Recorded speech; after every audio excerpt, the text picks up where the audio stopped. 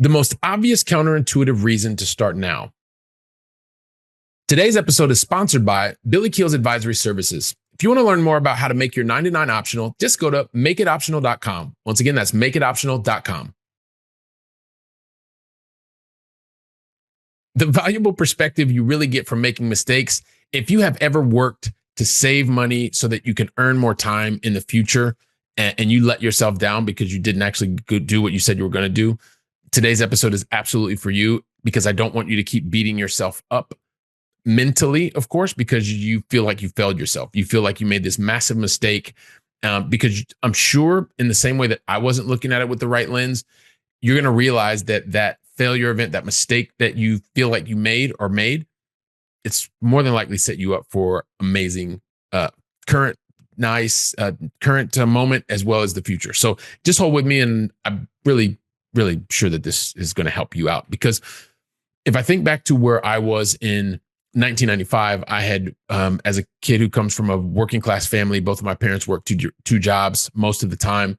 I got to a point where I wanted to continue to get more education, and so I could get my dream job. Well, I thought I was going to get my dream job. I absolutely did not get that dream job, which was going to be working for a consumer products company. I think I've talked about that in the past. So I thought, because I had an amazing teacher, shouts out to Miss Ziegler, that noticed that I had a skill. And so that skill was languages. And so I decided that I was going to add another degree because I thought more education was going to help me to secure the dream job. And I didn't have the money to do it, so I had to go work more. So I worked really hard over the summer, and then was also very fortunate because I had a teacher who also helped me to gain access to scholarships. Thank you, Mr. Madison. And by being able to access the capital, working over the summers and all this stuff, I was really sure that I was going to go on this trip. I was going to learn Spanish in 3 months, and I was going to come back and everything was going to be perfect, because of course, being fluent in another language, having 2 degrees and overseas experience meant that I was absolutely going to crush it, because I was going to become fluent in 3 months, of course. And then everyone would think that that was great, because I was really worried about and thinking about what others thought about my level of success. And then the reality was, I just wanted to be able to prove to myself that I could do it, meaning I could live overseas, I could make it by myself, and I could learn a new language, but do it fluently, right? In the place that it was being spoken. And actually the original place that the language was spoken, which was moving to Spain. So of course, like you do, I got together and I had my plan. I knew what I was going to do for 3 months, and I knew absolutely that it was going to be amazing, because it was my first time to be traveling overseas, living overseas, going to Europe, like dream come true. Hey, really wanted to get to Europe, wanted to go. I wanted to travel a lot of places and still want to travel a lot of places. But the dream coming true, like being outside of the continental or territorial United States and being in a new place. So it was like living the dream. And I was going to Spain, España, and it was going to be absolutely awesome. And so the thing that I had already been thinking about, because as you start the anticipation of being able to go to do new things, you're thinking about all the amazing things that are going to happen, about all the new people you're going to meet, about all these wonderful experiences. And that was me, right? I started out, was going to get the dream job because I'd been rejected. This was going to tick so many boxes that it was going to make everything go right for me. And because I had gone through this program, and the program was a high-level program through another university, a prestigious university on the East Coast of the US, I was absolutely sure that I had already seen other students, and I'd read their bios, and I'd read other students who'd gone overseas, done this, and come back and done amazing things. And so, of course, once again, and I know I talk about this ad nauseum all the time, once I saw that there was someone else who'd already done it, it became, I didn't know at that point in time, but that was my POC. That was my proof of concept. If someone else could do it, I knew that I could do it. So they'd gone overseas, they'd lived overseas, and they'd come back and they went on to do amazing things. And so that's what I knew was in store for me.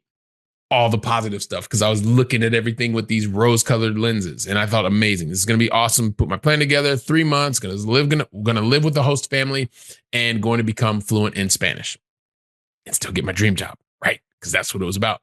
But remember, I'd worked a lot of extra hours over the summer.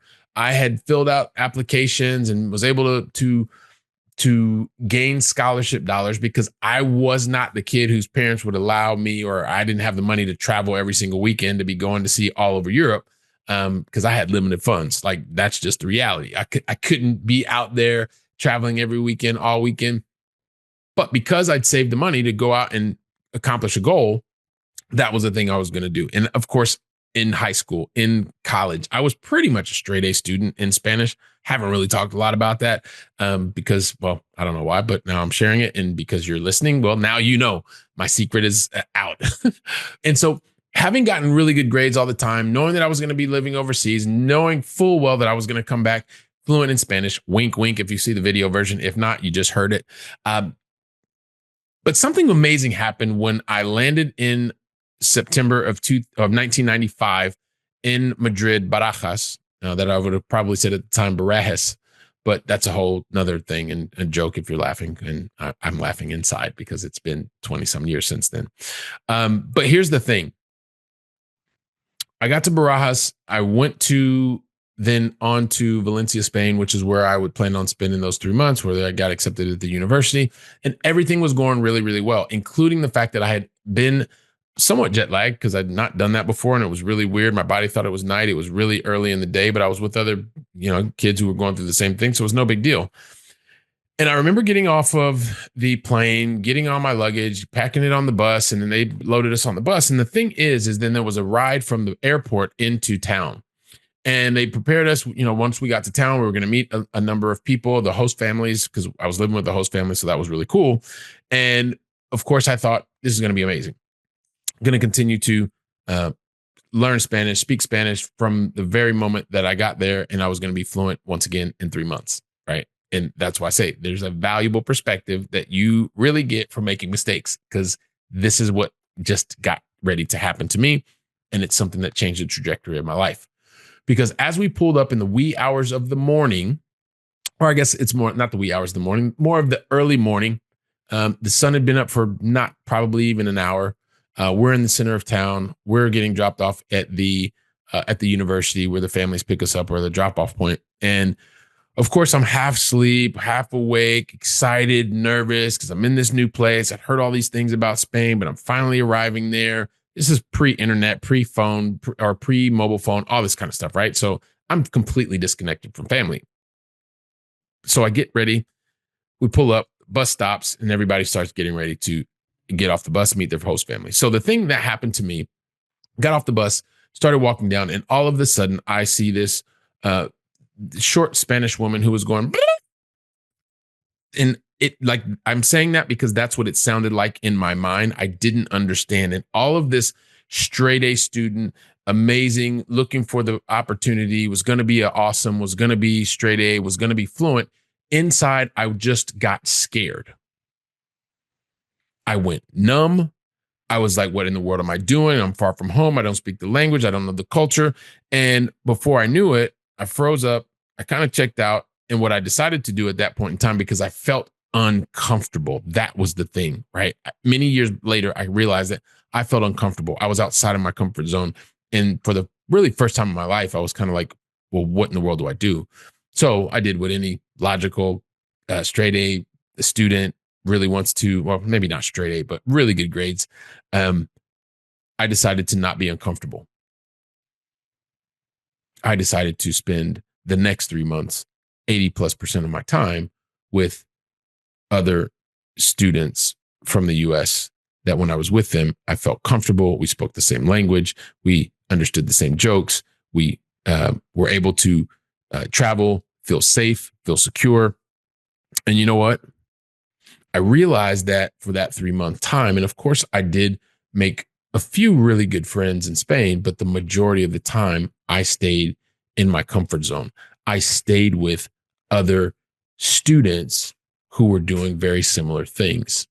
And it's not uncommon. I've actually seen this a number of different times because I've lived in Italy, I've lived in Spain, I've lived in France, and I've seen these types of dynamics play out. But I started.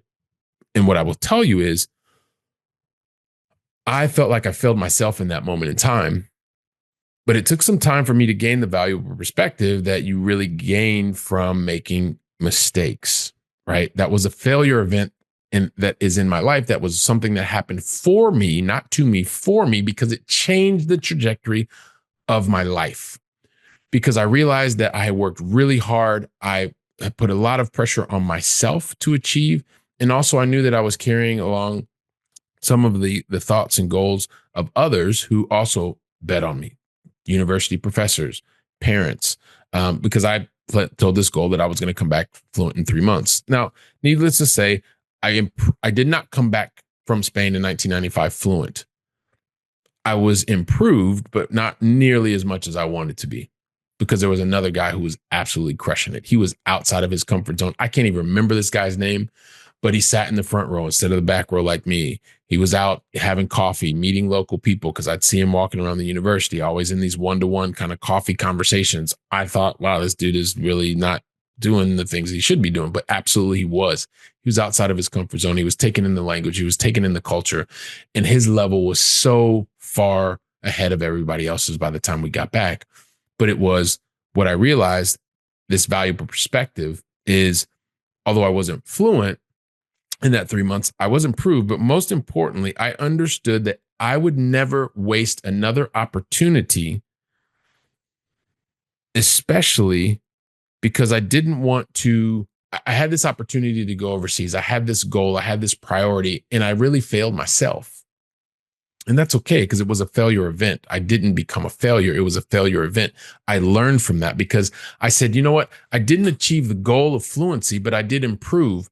And I realized that I had done so little work that had I done just 1%, 2%, a little bit every day, I would have been massively ahead in terms of where I wanted to be against my goal, which was fluency, which was maybe not a realistic goal, not a smart goal, if you will.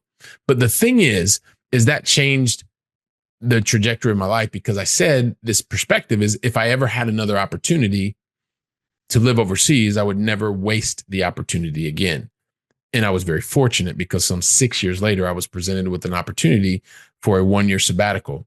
Now, the thing is, what's important to know is it's okay to make the mistake. Just learn from it, just like I did.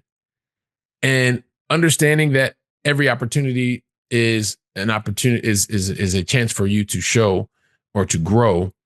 I've since taken that opportunity. I took another 1-year sabbatical back in 2006. It has been 2001, excuse me. It's been over 2.5 decades that I've now been living in Europe, 3 different countries, learned different languages, 4 different languages, and have had massive opportunities. But there was this failure event. There was this mistake that I made, but things happen for me for a reason, just like they're happening for you for a reason. So don't beat yourself up. It's an opportunity. Look at it as a learning experience. The simple little mistake, you can gain a valuable, massive, massive, massive perspective and be able to move forward faster. So if you've ever thought about, like I said, if you've ever worked hard to save money so that you can get more time, and you just haven't gotten it across the line and been able to do that, stop for a second, figure out what was the mistake, what didn't happen that you wanted to happen, and then use that as fuel to the fire to be able to move forward, to make progress, not perfection, right? And so every opportunity is an opportunity to gain a new perspective, a valuable perspective. And I hope that learning from my mistake will help you to progress and get closer to your goals much faster. If it's not you, it's somebody else. Take today's episode, share it with them. And while you're sharing it with them, you're talking about that, you're going from theory to practice, making it real for you. Guess where I'll be? I'll be right here. Yep, I'm not even going to make you wait. I'll be right here preparing for the next episode. And so until then, thank you very much and make it an amazing day. Today's episode is sponsored by Billy Keels Advisory Services. If you want to learn more about how to make your 99 optional, just go to makeitoptional.com. Once again, that's makeitoptional.com.